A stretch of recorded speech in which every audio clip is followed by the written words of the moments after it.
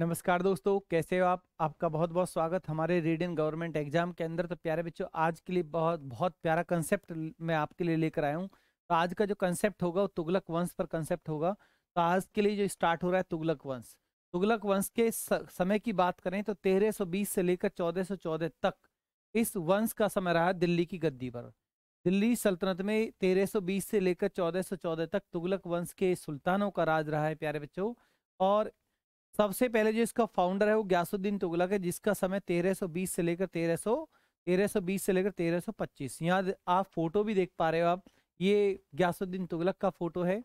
गयासुद्दीन तुगलक जो तुगलक वंश का क्या है, फाउंडर है, संस्थापक है। ठीक है, चलिए गयासुद्दीन तुगलक के बारे में। गयासुद्दीन तुगलक अपने वंश का क्या है प्यारे बच्चों, फाउंडर।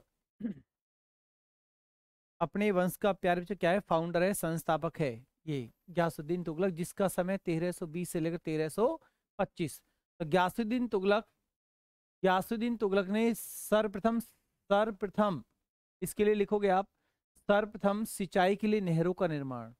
सर्वप्रथम सिंचाई के लिए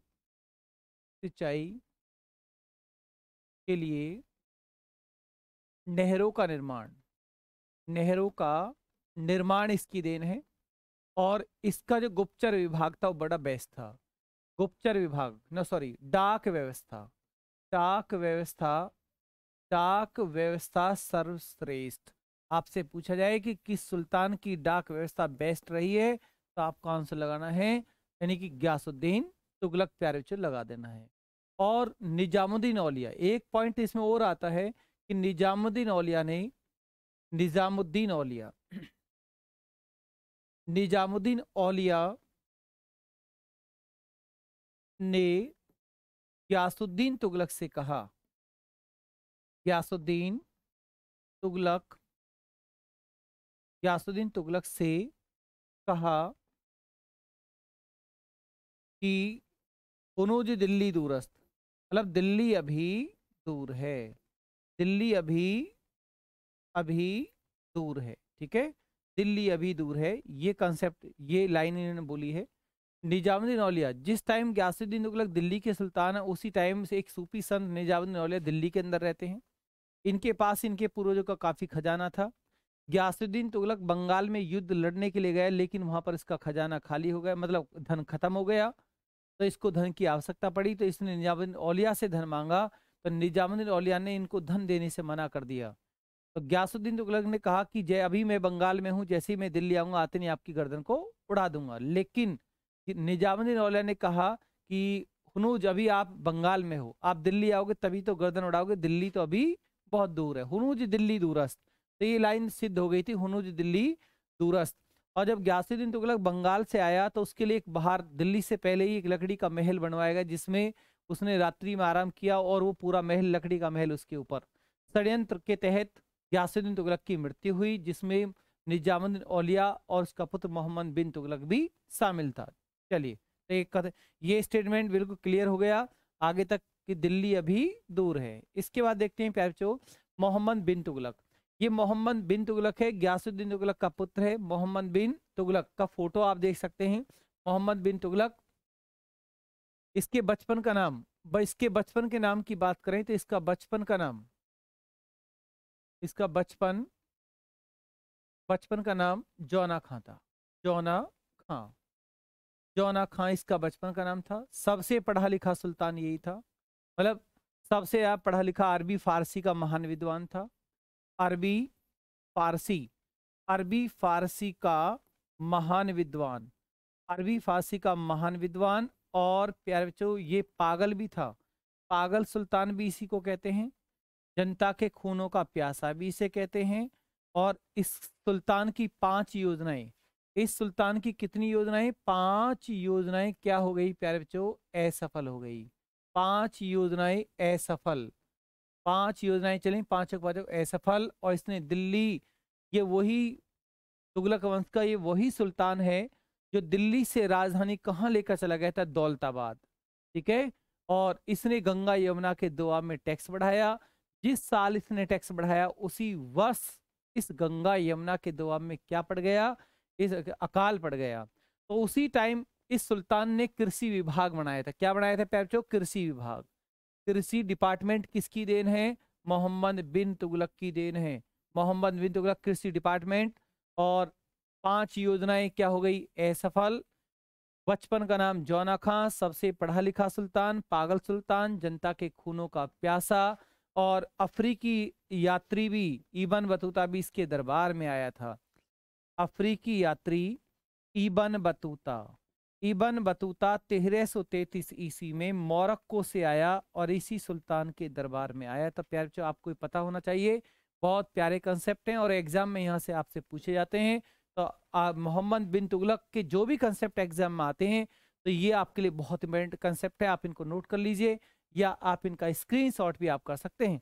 चलिए नेक्स्ट क्वेश्चन आएगा। नेक्स्ट वंश तुगलक वंश का नेक्स्ट सुल्तान फिरोज शाह तुगलक, जिसका समय 1351 से लेकर 1388 तक का समय है। फिरोज शाह तुगलक का आप फोटो भी देख सकते हैं प्यारे बच्चों।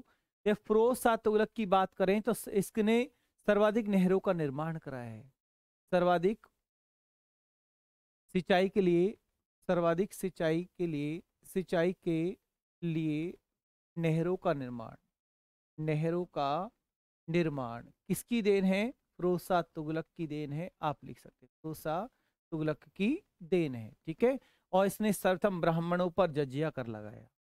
सर्वप्रथम ब्राह्मणों पर ब्राह्मणों पर जजिया कर लगाने वाला सुल्तान कौन था? फिरोज शाह तुगलक। जजिया टैक्स लगा दिया। और इस जजिया टैक्स की बात करें तो इस भारत में जजिया टैक्स की जो शुरुआत की है वो मोहम्मद बिन कासिम 712 ईस्वी में आया था। सिंध वासियों पर विजय प्राप्त की और सिंध वासियों पर मोहम्मद बिन कासिम ने प्यारे जजिया कर लगा दिया। यानी कि हिंदुओं की प्रॉपर्टी पर लगने वाला टैक्स जजिया कर। और इसने यहाँ पर यूनिक क्वेश्चन है कि ब्राह्मणों की संपत्ति पर टैक्स लगा है जजिया कर, ठीक है। चलिए इसने दीवान ए खैरात विभाग की स्थापना। दीवान ए खैरात डिपार्टमेंट किसकी देन? फिरोज शाह तुगलक की देन है। दीवान ए खैरात, ठीक है। दीवान ए खैरात विभाग। रोजगार दफ्तर भी इसने खोले हैं। रोजगार दफ्तर विभाग की स्थापना भी इसी की देन है। और इसके द्वारा अगर देखा जाए तो फिरोज शाह तुगलक ने जौनपुर नगर, देखिए आप, जौना खां की याद में जौनपुर नगर बसाया। फिरोजाबाद बसाया। हरियाणा में हिसार बसाया। फिरोजाबाद ये उत्तर प्रदेश जो चूड़ियों के लिए, कांच उद्योग के लिए प्रसिद्ध है। और हिसार हरियाणा में हिसार। मतलब सीधा सीधा पॉइंट है, जो यूपी का जौनपुर नगर, यूपी का फिरोजाबाद, हरियाणा का हिसार, ये तीनों नगर की सुल्तान की देन है। कभी एग्जाम में आपसे पूछा जाए तो प्यारे बच्चों आपको लगा देना है फिरोज शाह तुगलक। और सर्वप्रथम ब्राह्मणों पर जजिया कर लगाने वाला सुल्तान भी कौन था? फिरोज शाह तुगलक।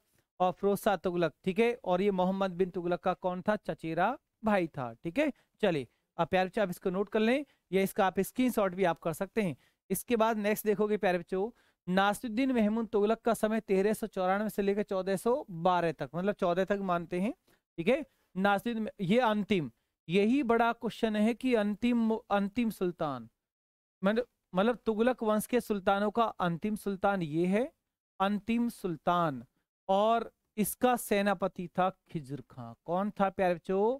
सेनापति खिज्र खां था। और इस खिज्र खां ने, यहां पर एक पॉइंट लिखोगे आप, 1398 सन, बड़ा इंपॉर्टेंट है आपके लिए। 1398 लिखते हैं तो आपके लिए क्वेश्चन बड़ा लाजवाब और इंपॉर्टेंट आपके लिए बन जाता है। 1398 ईस्वी में तैमूर ने भारत पर आक्रमण किया। तैमूर लंग जिसको हम कहते हैं, तैमूर का भारत पर आक्रमण। तैमूर का भारत पर आक्रमण कौन सी सन में हुआ? 1398 में हुआ। तैमूर कौन था? मंगोल था। तैमूर कौन था? मंगोल था। आगे चलकर जो बाबर आएगा, बाबर भी इसके वंश से ही संबंधित है, ठीक है। जब तैमूर ने इंडिया पर अटैक किया तो उस टाइम, भारत पर अटैक किया तो उस टाइम दिल्ली की गद्दी पर, सुल्तान गद्दी पर कौन बैठा हुआ था? नासिरुद्दीन महमूद तुगलक गद्दी पर बैठा हुआ था। और इसका सेनापति कौन था? खिज्र खां था। अब इस खिज्र खां ने तैमूर की सहायता इस भारत में किसने की? बन गया क्वेश्चन। और यहां से इतिहास मोड़ लेता है खिज्र खां। खिज्र खां ने तैमूर की सहायता की और अपने सुल्तान के साथ क्या कर दिया प्यारे बच्चों? धोखा कर दिया। और खिज्र खां जब ये तैमूर यहाँ से गया तो तैमूर ने सारे प्रांत जीतकर किसको दे दिए? खिज्र खां को दे दिए। और खिज्र खां जब दिल्ली की गद्दी पर बैठा तो ये सुल्तान की उपाधि लेकर नहीं बैठा, तो मतलब इसने तुगलक वंश के सुल्तानों के नाम के ही सिक्के जारी कराए, और ये अपने आप को उनका क्या मानता था? कार्यवाहक मानता था। ठीक है। खिज्र खां कौन सी उपाधि लेकर? हजरत ए आला। हजरत ए आला की उपाधि से ही संतुष्ट रहा, और ये तुगलक वंश के सुल्तानों के इसने सिक्के जारी कराए, अपने नाम के सिक्के भी जारी नहीं कराए। और इस खिज्र खां के बाद इसके जो उत्तराधिकारी आए हैं वो सारे सारे क्या थे? अयोग्य थे। उन्होंने अपने आप को सुल्तान भी घोषित किया। ठीक है। और खिज्र खां यहाँ पर तैमूर, अगर कभी क्वेश्चन है कि तैमूर ने जब इंडिया पर अटैक किया तो प्यार जो उस टाइम दिल्ली का सुल्तान कौन था? तो नासिरुद्दीन महमूद तुगलक, जो तुगलक वंश का अंतिम सुल्तान है, और इसका सेनापति था प्यारे बच्चों खिज्र खां। खिज्र खां, और खिज्र खां ने किसकी सहायता की? तैमूर की सहायता की। अब मैं आपसे उम्मीद करता हूं कि ये कंसेप्ट आपको एक बार में ही अच्छे से समझ में आ गया होगा। ठीक है। चलिए प्यारे बच्चों, इसके बाद आपका तुगलक वंश से कंप्लीट हुआ। तो ये कंसेप्ट आपको कैसा लगा? कंसेप्ट अगर आपको अच्छा लगता है तो आप कंसेप्ट पर, अब जैसे जैसे कंसेप्ट आपने पढ़ा है, तो जैसे किस वंश के सुल्तानों ने सबसे अधिक समय तक देश में राज किया, कितना अच्छा क्वेश्चन आपके लिए, एक कितना बेहतरीन क्वेश्चन है। तो प्यार से आपको लगा देना तुगलक वंश। तुगलक वंश के सुल्तानों के समय की बात करें तो 1320 से लेकर 1414, मतलब 94 वर्ष इन्होंने राज किया है। 94 वर्ष इन्होंने राज किया है। आप इसको देख सकते हैं। ठीक है। और यहाँ खिलजी वंश के फाउंडर की बात करें तो जलालुद्दीन फिरोज खिलजी है। लोधी वंश का फाउंडर बहलोल लोधी। खिलजी वंश का संस्थापक कौन है? जलालुद्दीन खिलजी। जलालुद्दीन फिरोज खिलजी लिख सकते हैं आप, जलालुद्दीन फिरोज खिलजी। जलालुद्दीन फिरोज खिलजी लिख सकते हैं प्यारे बच्चे आप। और लोधी वंश का फाउंडर है बहलोल लोधी। बहलोल लोधी। अब यहाँ जो दास वंश लिख रहा है गुलाम वंश के लिए लिख रहा है, तो गुलाम वंश का फाउंडर आपको पता है कुतुबुद्दीन ऐबक है। और तुगलक वंश का फाउंडर कौन था? गयासुद्दीन है। गयासुद्दीन है। अगर आपने पिछली वीडियो को अच्छे से वॉच नहीं किया है तो प्यारे बच्चों आप पिछली वीडियो को प्लेलिस्ट में डली हुई है, आप उन वीडियो को अच्छे से वॉच करें तो आपका कोई भी दिल्ली सल्तनत का कोई भी वंश आपका टॉपिक गलत नहीं होगा। कभी भी आप किसी भी एग्जाम में बैठोगे तो आपका सही होगा। अभी जैसे आपका आंसर क्या आया? इसका डी ऑप्शन बिल्कुल राइट है। नेक्स्ट क्वेश्चन स्क्रीन बोर्ड पर, दिल्ली सल्तनत का सर्वाधिक विद्वान शासक जो खगोल शास्त्र, गणित और आयुर्विज्ञान सहित अनेक विद्वाओं में माहिर था। अब आप प्यारे बच्चों समझ जाइए, अरबी फारसी का महान विद्वान, सबसे ज्यादा पढ़ा लिखा सुल्तान, और पागल सुल्तान और जनता के खूनों का प्यासा सुल्तान, समझ जाइए मोहम्मद बिन तुगलक है। सी ऑप्शन बिल्कुल राइट। सी ऑप्शन बिल्कुल राइट लगा दीजिए आप। और इसके बाद नेक्स्ट जो क्वेश्चन आएगा देखिए आप, अमीर कोही एक नया डिपार्टमेंट, कोही मीन्स होता है कृषि। क्या होता है? कृषि डिपार्टमेंट। जब अकाल पड़ गया तो गंगा यमुना के दोआ में जब अकाल पड़ा तो वह कौन सा सुल्तान था जिसने कृषि डिपार्टमेंट बनाया? तो आप समझ जाइए सी ऑप्शन मोहम्मद बिन तुगलक। मोहम्मद बिन तुगलक। नेक्स्ट क्वेश्चन, दिल्ली के किस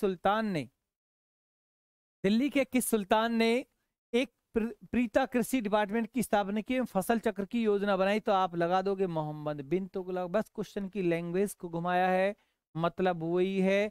आपका आंसर बिल्कुल राइट।